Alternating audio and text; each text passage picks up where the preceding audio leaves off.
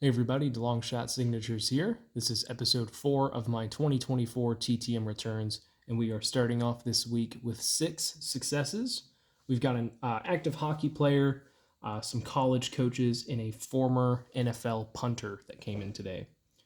So this first one is a 1-of-1 success coming back in 79 days from AHL hockey player Jake Bischoff. Got his Upper Deck Young Guns rookie card signed. He was originally a New York Islanders draft pick, bounced around in the minor leagues, and was also a college selection. So he played some NCAA hockey for, I think, 3 or 4 years before making it his professional debut.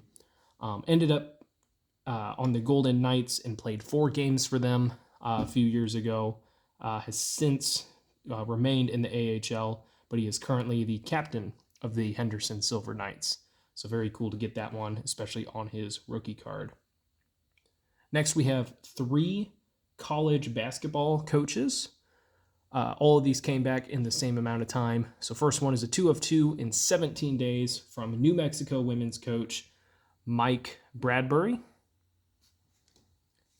He has continually taken his teams to either the NCAA tournament or the Women's National Invitational Tournament. So that's a nice success to get there. Next one is a 2-of-2 success in the same amount of time from men's basketball coach for Colgate, Matt Langle. I believe he is the winningest men's coach for Colgate University. I think they're in the Ivy League, if I remember correctly. I could be wrong on that. This next one is a 2-of-2 success coming back in 17 days as well. Or no, actually, I was wrong. This one's 13 days. This one was a little bit faster. From, who is this? Wichita State's men's basketball coach, Paul Mills. So Paul Mills is right now probably best remembered for being Oral Roberts' head coach for a number of seasons recently, helping take them to an improbable Sweet 16 run, and then took them to the NCAA tournament again last year with a very strong regular season performance. But off the court, he has a pretty remarkable story here. So when he was a coach at Baylor, he was promoted to being a full-time assistant, which means he got some sort of courtesy car that was the head coaches, and I guess that's something that they do for the program for their assistant coaches. Well, he already owned a car. So he got one for free, and it was I imagine it was probably a better one than what he had, but he still had himself a pretty decent card. So instead of selling it off or giving it to like a family member or something, he remembered that on his drive to work he would see the same woman waiting at a bus stop every single day. So he decided he would give the car to her. And what's really interesting about this story is that they had never spoken to each other prior to him giving her the car. So she had no idea it was coming to her, didn't even know that he was, driving by her every single day. But he remembered her and decided that when he had, some fortune placed on him, that he would give it to someone else that he felt deserved it. So a really cool story that I read about him there.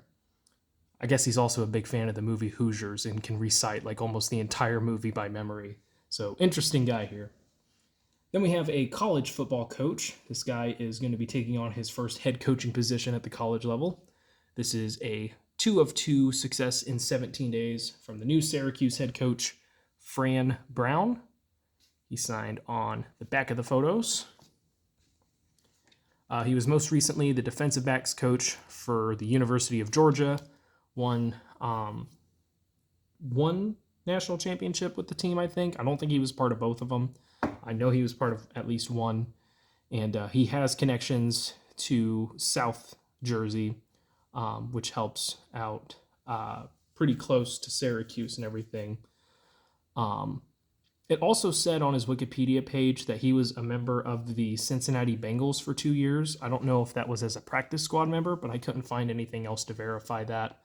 But supposedly he did make the NFL.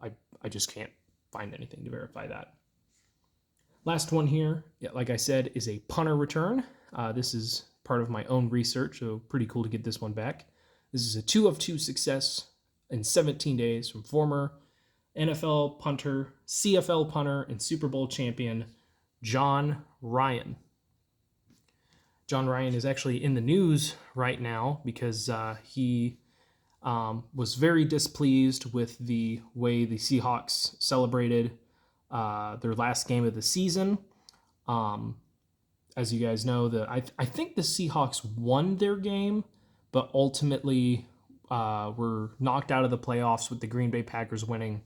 And John Ryan was upset because the team was posting pictures of them smoking cigars in the locker room and acting like they had just made like some big accomplishment. And I mean, if you win the game, it's deserving of a celebration. But he felt there's a time and a place for stuff like that, and showing it to everyone. Just difference of opinion between him and the current culture of the team. Do with that what you will. But he was a fantastic punter. Started off his professional career in the CFL. Did enough to prove that he could play in the NFL. Won a Super Bowl. I believe it was with the Seahawks. And I think over 40,000 punting yards. So a very, very accomplished, more recent punter. But that is it for this one. Thank you guys for watching. I really appreciate it. Helps me out a lot. Best luck with your guys' collecting. Take care.